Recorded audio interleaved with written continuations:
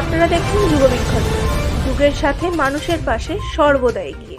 এবার এসআইআর এ তথ্য অসঙ্গতির তালিকা প্রকাশ করতে হবে কমিশনকে, নির্দেশ সুপ্রিম কোর্টের।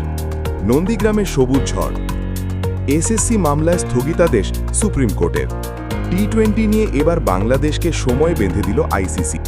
বছরের শুরুতেই কেঁপে উঠল রাজধানীর ও কাশ্মীর। আপনারা দেখছেন যুগবীক্ষণ খাস খবর, আসছি বিস্তারিত খবরে। এসআইআর এর হিয়ারিং এ তথ্যগত অসঙ্গতির কারণ দেখিয়ে তলব করাকে নিয়ে সুপ্রিম কোর্টে মামলা করেছিল তৃণমূল। এবার সেই মামলায় সোমবার মামলার শুনানিতে শীর্ষ আদালত বিশেষ নিবিড় সংশোধন প্রক্রিয়ায় তথ্য অসঙ্গতির তালিকা প্রকাশ সহ একগুচ্ছ নির্দেশ দিয়েছে কমিশনকে। এই বিষয়ে বিস্তারিত জানতে চোখ রাখুন আমাদের ওয়েব চ্যানেল YUGABIKSHON যুগবীক্ষণ.com এ। বিধানসভা নির্বাচন আর মাত্র হাতে গোনা কয়েকটি দিনের অপেক্ষা। এরই মাঝে বিরোধী দলনেতা শুভেন্দু অধিকারীর বিধানসভা কেন্দ্র নন্দীগ্রামে সমবায় নির্বাচনে দেখা গেল সবুজ ঝড়। 12টি আসনের মধ্যে সবগুলিতেই জয়ী হয়েছেন তৃণমূল সমর্থিত প্রার্থীরা। কলকাতা হাইকোর্টের বিচারপতি অমৃতা সিনহা এসএসসির 2016 সালের নিয়োগ প্রক্রিয়ায় যারা সুযোগ পাননি তারা নতুন নিয়োগ প্রক্রিয়ায় বয়সে ছাড় পাবেন বলে নির্দেশ দিয়েছিলেন। এবার বিচারপতি সিনহার সেই নির্দেশ আপাতত স্থগিত রাখল সুপ্রিম কোর্ট।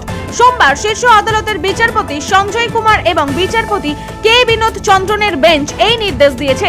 আগামী মার্চ মাসে রয়েছে এই মামলার পরবর্তী শুনানি। যুগবীক্ষণ বিনোদনে বাংলা, সবাই দেখুন, আমরা দেখছি, আপনারাও দেখুন। শনিবার বৈঠকে বিসিবি আরো একবার জানিয়ে দিয়েছে তারা টি-20 বিশ্বকাপ খেলতে ইচ্ছুক, কিন্তু কোনোভাবেই তারা ভারতে এসে খেলবে না বলে। এক্ষেত্রে বিকল্প হিসেবে বিসিবি আরো একবার শ্রীলঙ্কার কথা জানিয়েছে আইসিসিকে, কিন্তু এক্ষেত্রে আইসিসি পরিষ্কার জানিয়ে দিয়েছে সূচি বদলের এবং গ্রুপ বদলের কোনো সম্ভাবনা নেই বলে।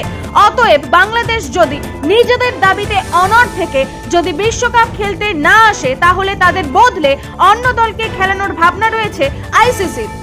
সোমবার সকালে দিল্লি এবং এনআরসিআরে ভূমিকম্প অনুভূত হয়। এর ফলে বাসিন্দাদের মধ্যে ছড়িয়ে পড়ে আতঙ্ক। রিক্টার স্কেলে কম্পনের তীব্রতা ছিল 2.8।